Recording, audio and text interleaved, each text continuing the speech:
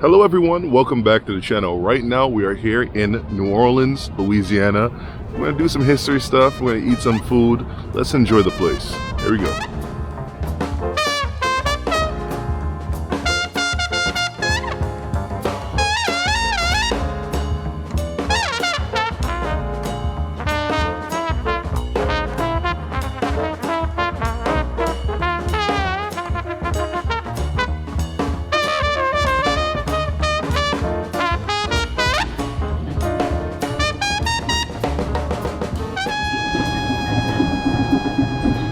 At several points throughout the history of the New Orleans area, there have been reasons for in-migration.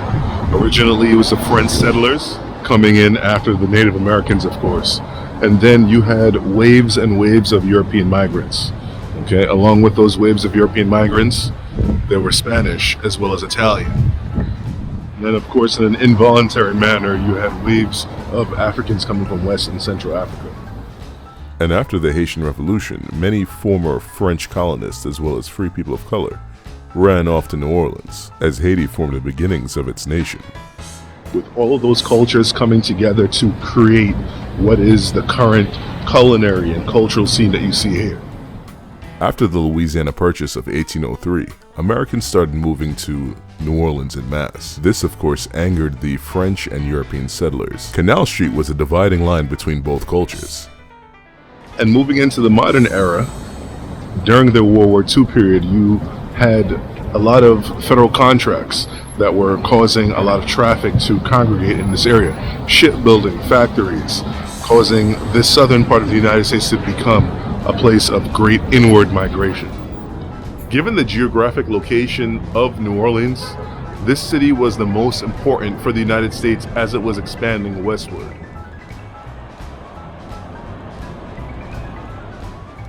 Perfectly situated at the mouth of the Mississippi, New Orleans enabled farms throughout the Midwest to float their cash crops all the way down to the mouth of the Mississippi and then off to foreign ports. Thanks to New Orleans and the construction of the Erie Canal, the United States would become the undisputed breadbasket of Europe.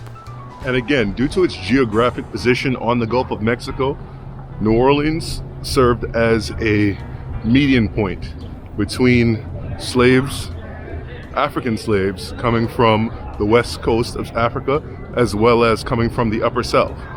You see, the Upper South was rapidly industrializing, so they didn't have the same need for slaves. However, the Lower South, new territories such as Texas, Arkansas, etc., needed a lot of manpower as per the explosion of cotton. Along with its geographic positioning, the advent of steamboats made it much easier to navigate the Mississippi River, and therefore made it easier for ships coming from other places, Europe, maybe the Caribbean, to get into this port here on the Mississippi River. Prêt à manger? Allons-y.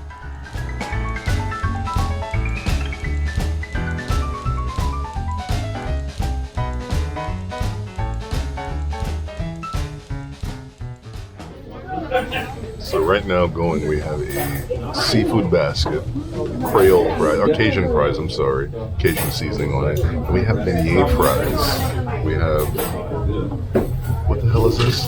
This is a fish po' boy with gumbo.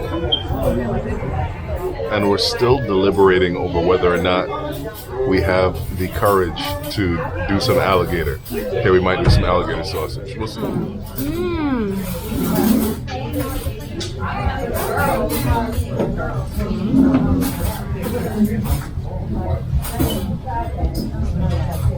Oh my God!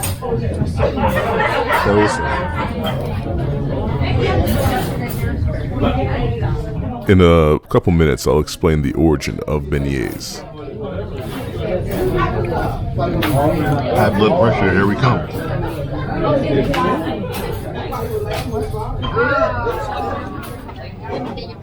I'm not a fan of oysters. If you remember the Boston video from back in the day, I almost threw up. However, fry it, put some seasoning on it.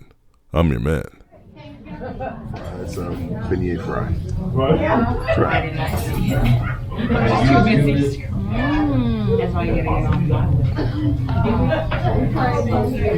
She's so fake on camera.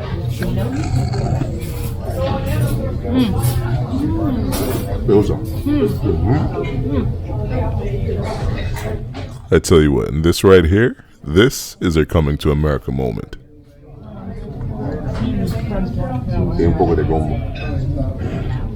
So for those of you that watch Shango long enough, you know that I like spicy things.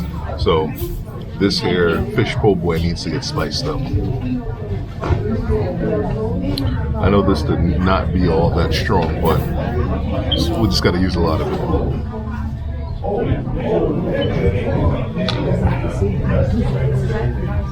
It's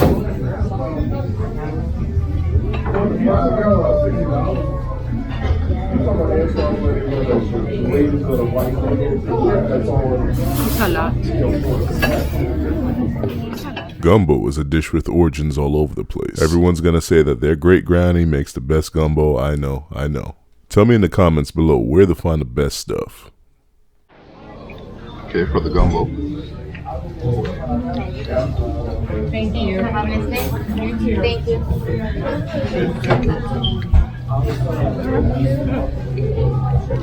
Perfect.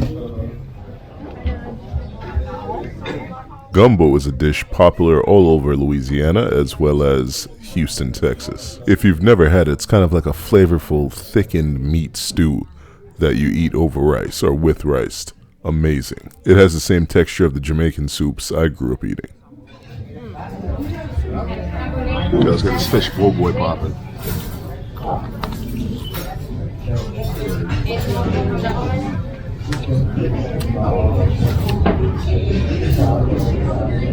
Not spicy enough.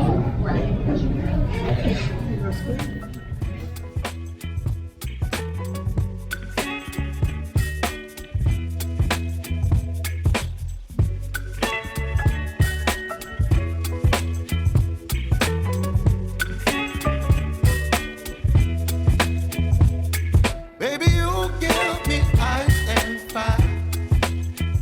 You're giving me wind and rain.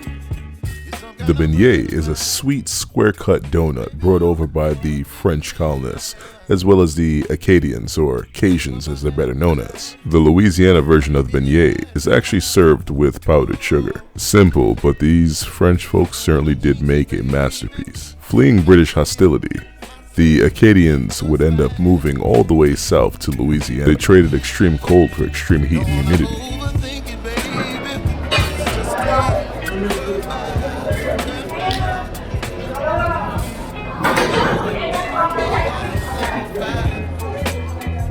You're giving me wind and rain.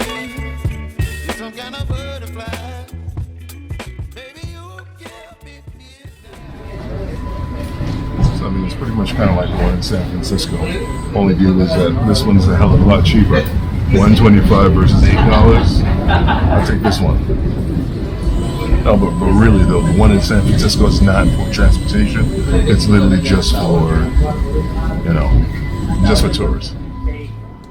And once you get a chance to travel deep, you realize the quarter, the downtown area, is a lot different from the rest of New Orleans and even There are Louisiana. not many left in different cities, and this is actually an existing line.